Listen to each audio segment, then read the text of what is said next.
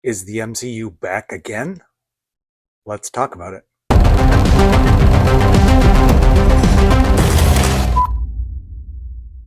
Hey everybody, we have a big movie review for you today. We are taking a look at Spider-Man Brand New Day from 2026. And this film is looking to dominate the box office, probably for the foreseeable future. Alright, so I want to be very conservative in regards to what I talk about this film. I don't want to get into basically any spoilers for anybody who wants to go see this film.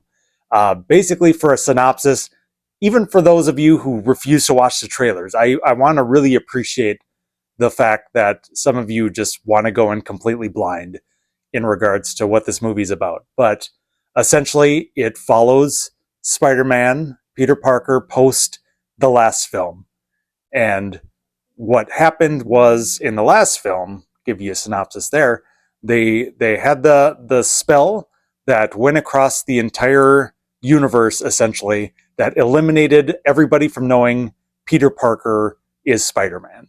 They know who Spider-Man is, but they don't know who Peter Parker is, and any kind of even physical evidence that shows that has been slightly altered or erased.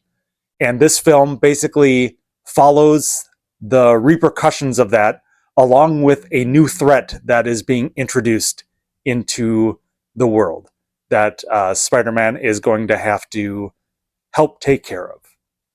Super generic, I know. All right. So my thoughts on this film. I thought this film was kind of a mess, to be honest. Um, the simplest way I can put it is I think it has the same problem that Iron Man 2 had. And essentially, I think instead of having a truly good Spider-Man story, they are doing too much to set up the future of the MCU in this one. And from that, it sacrificed, again, having a good, solid story that follows the repercussions of what we just witnessed in the last film.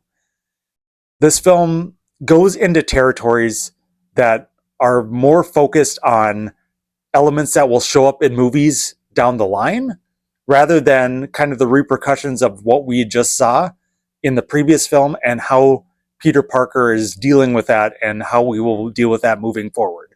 So it does get into that. It does get into the repercussions and, trying to figure out how to handle MJ and Ned and that relationship there, knowing that they don't really know who he is anymore, and him wanting them to know, and him being isolated and alone because of that. So the film does delve into that, but again, the meat of the film really isn't that. And along with that, there is a very big problem with pacing in this film.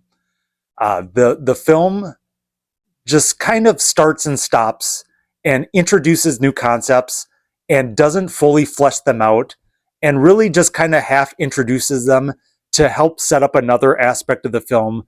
So it's, yeah, you introduce this one concept and then it sort of doesn't really fully matter or get fleshed out. It's like, it's there, it's an element of the film, and then it just kind of goes away just to pay off something else later in the film. Even though it's kind of a big concept and something that, could have been just the entire film on that alone to really delve into what is exactly going on, specifically with the Spider-Man character and what's going on with him. But it's more meant to be a feeder introduction into these new characters that really the movie is more about. And the other element with pacing is that it keeps on introducing all these new characters and new elements and saying, hey, this is a new guy. Hey, this is a new thing. And again, as I said, it sort of starts and stops and, slows down. And then it realizes, hey, it's a Spider-Man movie. So let's deal with the repercussions of the last film. But okay, let's introduce this new thing and let's set up for the new films that are coming down the line.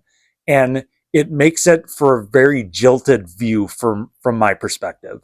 I wasn't able to just fully get on board for the ride and really just say, yeah, wash me over with this fun MCU stuff and let's get this going. And another element of this film, again, it's introducing concepts for future films, but it's not really amping you up for the big next uh, event film in the series. So it's kind of going beyond that and outside of that. And, if you're really, kind of setting this up sequentially, this film is sort of disregarding that one and kind of leapfrogging over to other films without getting into spoilers. And I'm definitely going to do a spoiler review for this film later on this weekend, but I don't want to get into too much of that. But talking about some of the positives, I thought Tom Holland puts in a very solid performance as usual. He's dealing with more complex emotions and complex issues with the character in this film, and I thought he was able to portray them pretty darn well.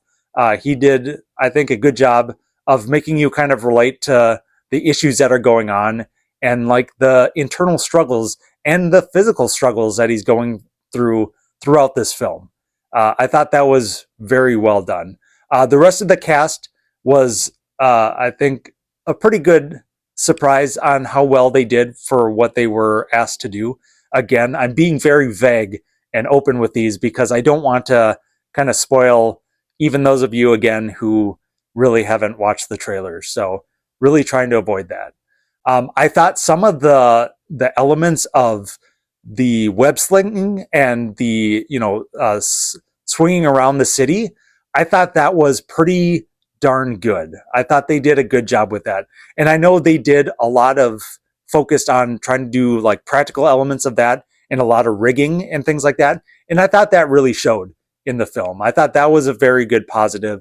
I don't want to fully say the full cinematography aspect of the film, but really the web slinging around the city and things like that, I thought were very kind of experimental with these live action films and done very well. That were pretty darn effective with that. But yeah, overall, I was kind of underwhelmed by this one. I was really kind of amped up and going, hoping for a lot more. And I'm really looking forward to doing the spoiler review later on this one, but I just want to keep it vague and things like that. So I want you to maybe temper some expectations going into this film. I would say, yeah, it's definitely not top tier MCU, not even really top tier in the Spider-Man series in general. So I would say of all the Spider-Man films, including all of the Tobey Maguire and all the other Andrew Garfield films, I would say this is very much middle of the pack for all of them. So I think for this one, I'm going to give it a 2.5 out of 5 stars. Probably in Letterboxd, gonna maybe give it the heart. I don't know, but that 2.5 again is that straddling the line of like, yeah, I just don't think this was a very good movie. I can't say I liked it, unfortunately. So, all right, well, this is where I say, let me know in the comments. Are you going to go see this film? Are you a fan of the Tom Holland Spider-Man films? Where are you at with your MCU? Are you kind of sick of it, done with it? Are you just waiting for Doomsday and hoping for the best there? Hoping to maybe reset everything? I don't know. Let me know what you think. And like I said, I will definitely do a spoiler review so we can get into some more nitty-gritty details and thoughts, because unfortunately for this one, I was very intentionally vague that I didn't want to, even somewhat hint at spoilers for any element of the film. But all right, well, really appreciate it again. And as always, if I don't see you again, bye forever.